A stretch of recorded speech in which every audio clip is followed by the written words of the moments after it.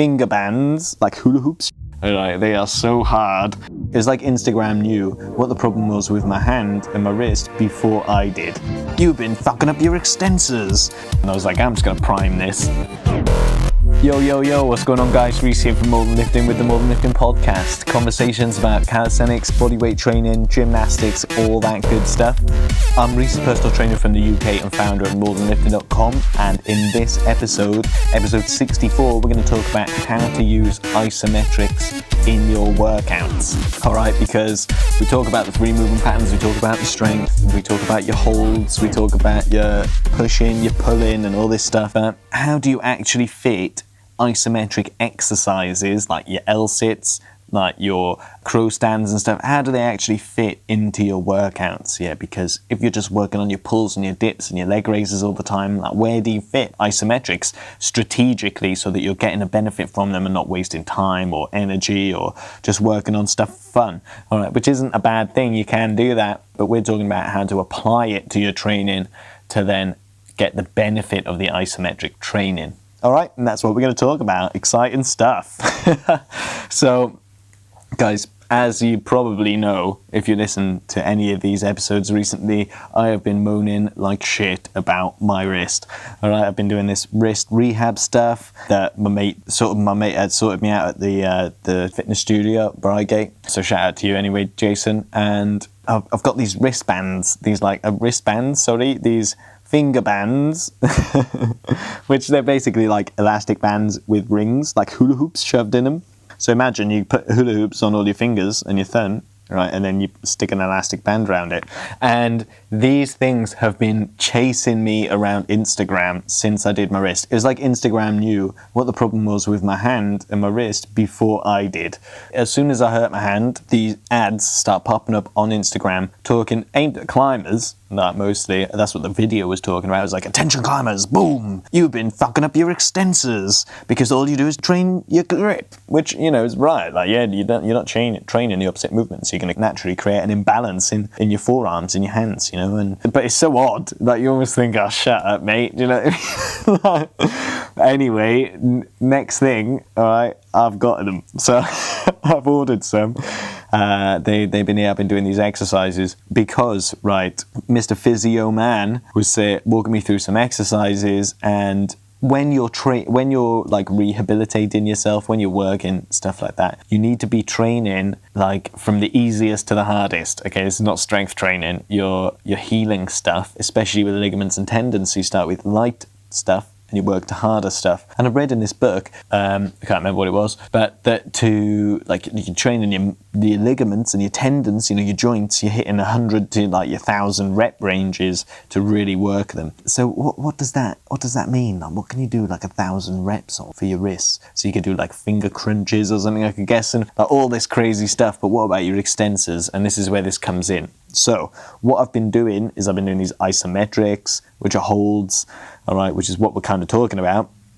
Doing these isometrics like in front of the TV or like wherever, you know, where I've just got a minute and I'm stood about, I'm just pressing like with my hand over my injured hand, like over the back of my injured hand, and I'm trying to like lift my injured hand backwards. Yeah, so like to go stop.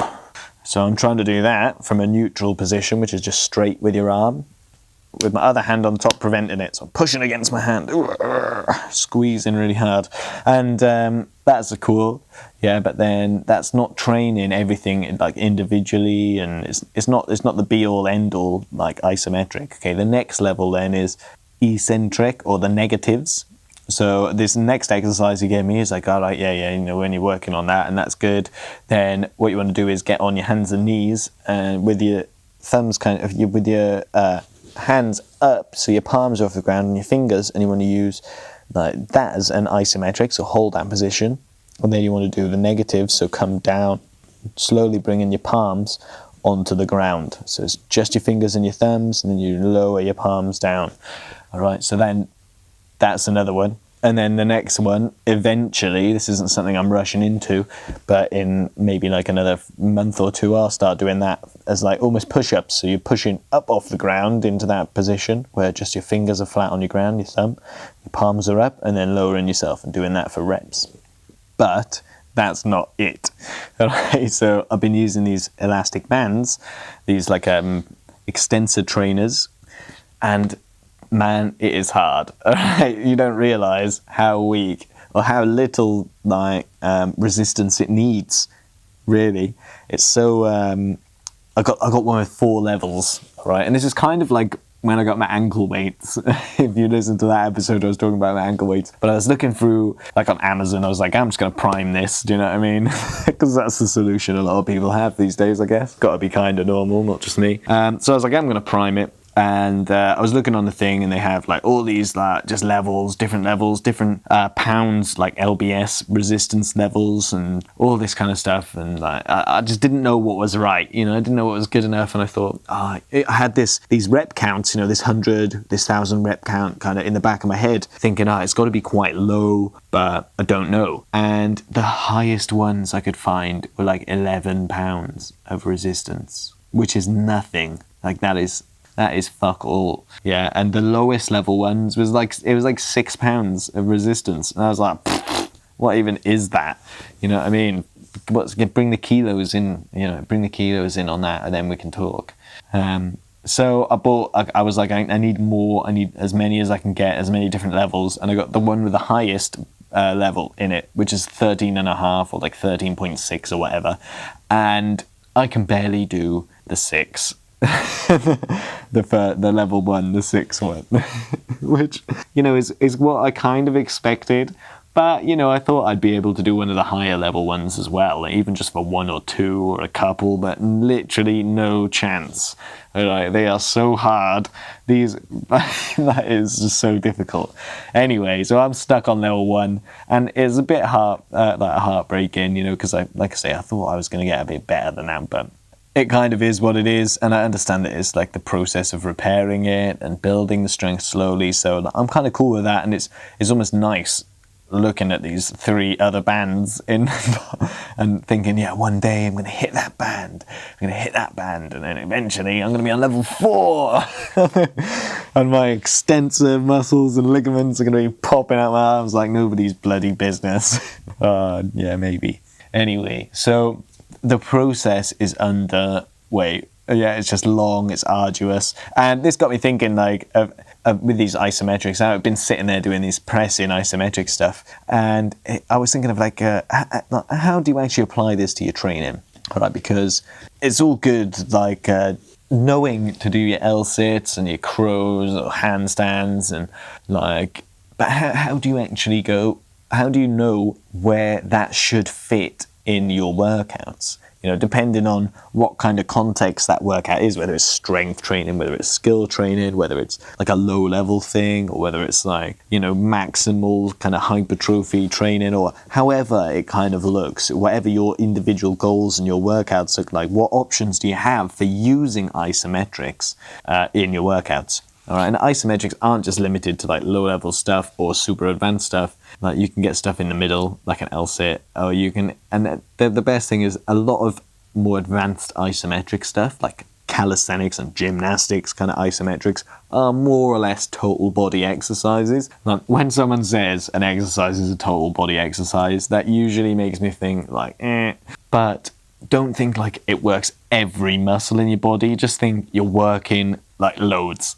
Okay, so whenever someone said it uses every muscle in your body, just change that every to like a lot of or most muscles in your body, because there are exercises that literally work everything, but they're few, you know, because there are so many muscles going and there's so much going on. It's difficult to kind of train everything without doing it really super advanced isometrics and stuff like that. So, little rant over there. But anyway, so I've got 8 different ways you can fit these into your workout. So I had a little brainstorm. I come up with 8 ways. All right. And yeah, we're just going to dive straight in, I guess, because I've already spoken for ages about my wrist. So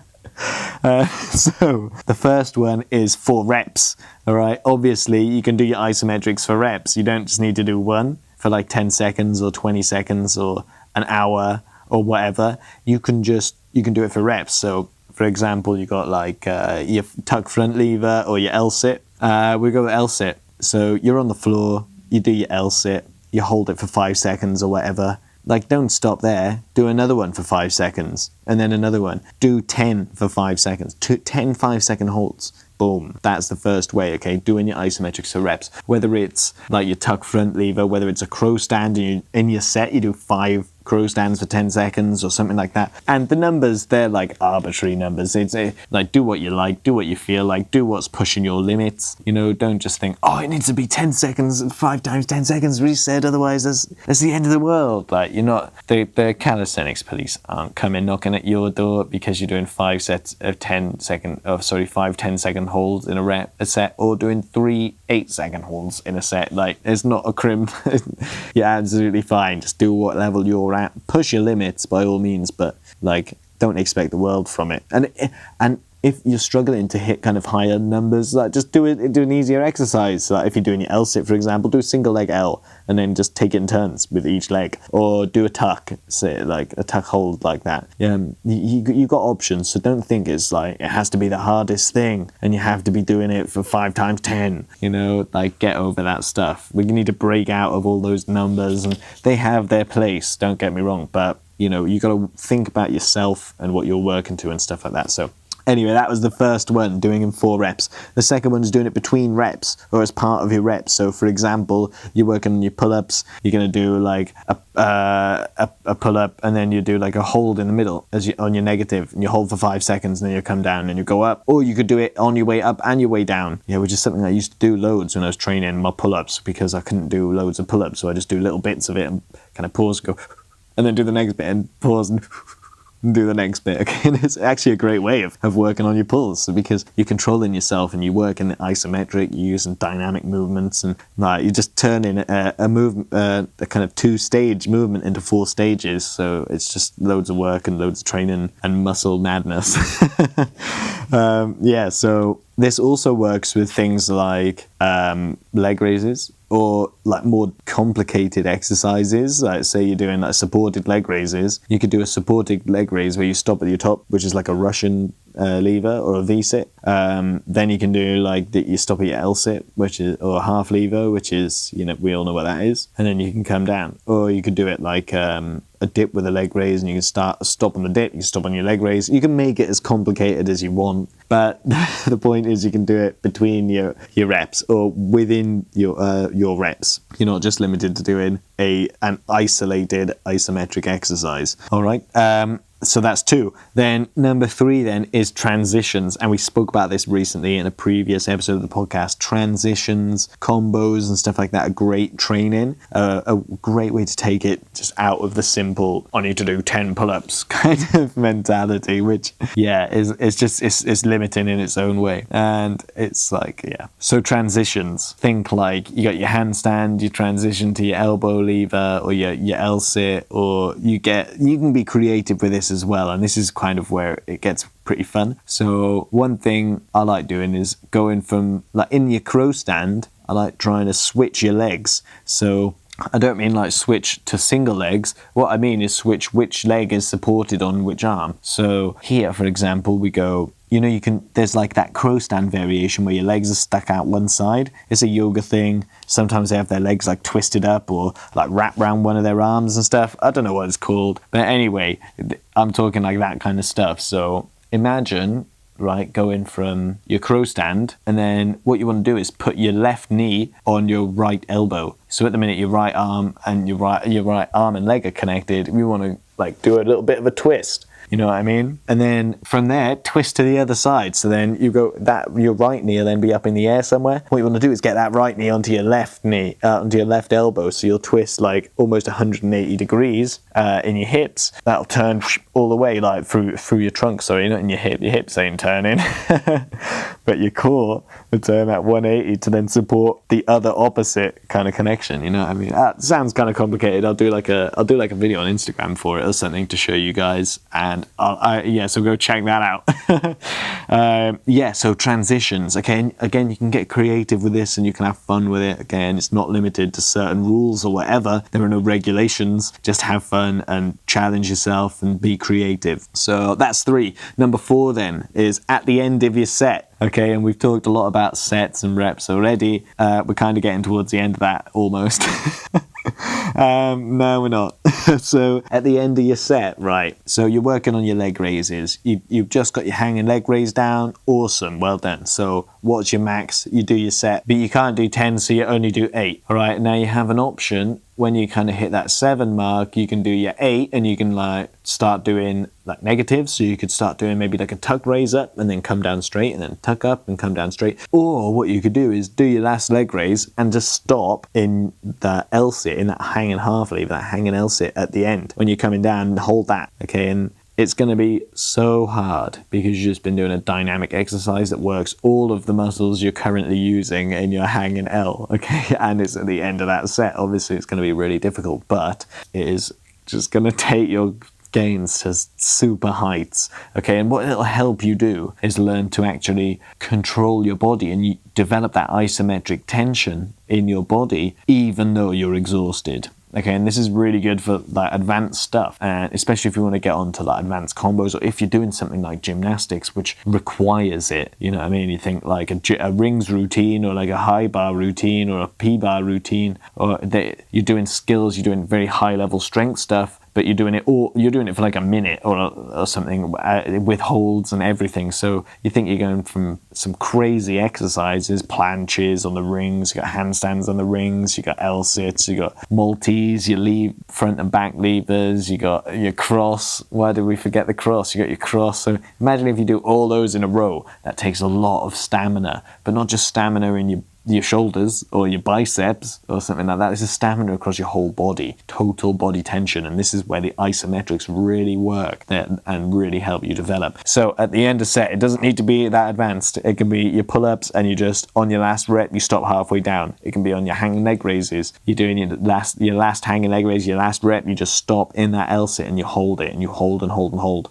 Okay, and that is just a really, really powerful way of improving your strength for that, developing your strength around that exercise, okay, or in that area of your body, depending on what part of your body you're working, of course. So that's number 4. The next one then, number 5, is for finishers, okay? And isometrics are great for finishers, and it makes sense when you think about how I've been working that in the opposite way with my wrist training. So developing those, working those tendons and those ligaments again, strengthening up my wrist, because they are the lowest level. Yeah, so you start on the isometric, then you do the eccentric, which is the negative, then concentric, which is the active extension or contraction of the muscle. So the active contraction of the muscle instead of extending your muscle under tension. I've confused myself. So anyway, so the isometric is the lowest level variation of that dynamic exercise. You know what I mean? You're holding in the position rather than moving through a hold. So for finishers, there it makes sense. And the way this kind of can be done easily is by picking like a lower level exercise, something like a hollow body hold, or if you're more advanced, something like an L-sit or like a hanging half lever. Again, we're getting back to that just because it's such a powerful hold. Or you can even go further and do like single leg levers or full lay levers and flags and all kinds of stuff when you get super advanced. And so don't ever feel like you're limited in this when I'm just saying finishers. It's got to be low level. It doesn't have to be a low level exercise. It's just your low level, you know what I mean? So if you do front lever pull-ups, like that means your front lever is a finisher because it's low level enough for you not to be doing that and struggling. All right, until the end of your workout anyway. So finishers are obviously a really powerful way of applying that hierarchy of like exercise of movement and muscle tension and to a real life situation like in your workouts. All right, so that is what I mean by that is your full exercise, your full rep, which is with your concentric and eccentric. So you put your contraction and your extension of your muscle, but then then you've got your eccentric, which is just the negative, just the extension of the muscle under tension, particularly using gravity, like your negative, and then the isometric lowest level, the third one, which is just holding the position and using muscle tension to maintain a position. All right, so yeah. I've rambled my way into nothing there. Sorry about that. So finishers. Anyway, finishers. Yeah, cool. Number 6 then is trisets. Okay, and it doesn't need to be trisets. It can be a superset.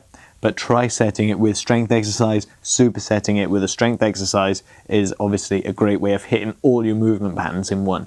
So if you're going to superset it, really you need to be doing like muscle ups, because that's the only thing that'll do both your push and your pull. But you're not limited to that. So maybe you do you do your sets totally different to how I recommend, and you do like your dips on one set or one day, and you do your pulls on a different day or in a completely different set, and that's all right. Like, whatever works for you. My way of training isn't the only way. It's just how I encourage people to train, and I have my own arguments for that. We're not going to get into it, but you can superset, say, like a muscle up with a handstand, or like a planche, or like a lever, or something like that, and you're working your push, your pull, both sides of your strength, and you're working that skill, that isometric tension as well. So that is just amazing. It's super powerful. You can do that with trisets. If you're not at that level, you can do it with a pull and a dip, or like a push up and a row, and then have an isometric to complement that, whether it's like a hollow body hold or like a Superman, like we mentioned in the last episode of the podcast, or if it's something more advanced, like a hanging L sit, or like a crow stand, or like a tuck planche, or whatever, hitting the isometric with your pulls and your dips, something that matches that level. You want to make sure you're hitting the same kind of level, something that works for you as well. So yeah, trisets or supersetting it with strength is a great way to do that, to mix these isometrics into your workout. The next one then, number 7, is second to last, and this one is drop setting progressions. All right, and we've spoken about this before when we're talking about how to use progressions in your workouts, but this is worth mentioning again because it is so powerful. So this can come in 2 forms. This can be like drop setting skill progressions, which are all or mostly isometric. Think like full front lever, straddle, single leg, advanced tuck, you know what I mean? Or you can do it as drop setting progressions, where you're going from a dynamic to a negative, like your dynamic exercise, full range of motion, down to like your negative, down to your isometric, like we were kind of talking with the finishers.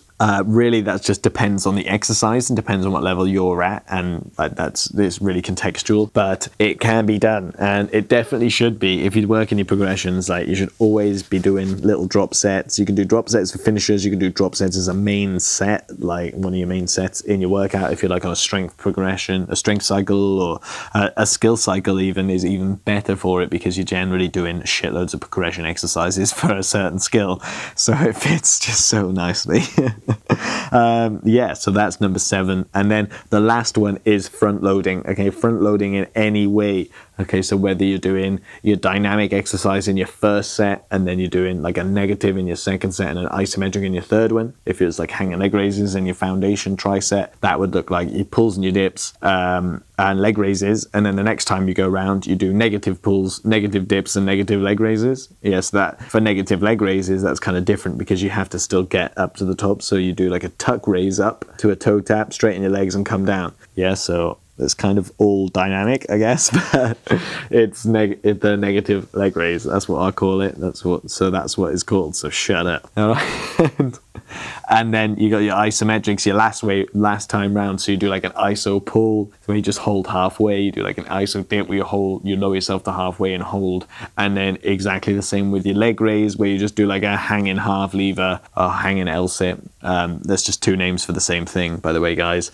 I've said them quite a lot, so I thought I'd just clear the air on that. So like a hanging L sit or something like that as then the next level through. And this can be done on lower level. You can do it like push up isos, you can do row isos, and you can do like a hollow body hold instead of flutter kicks or something like that.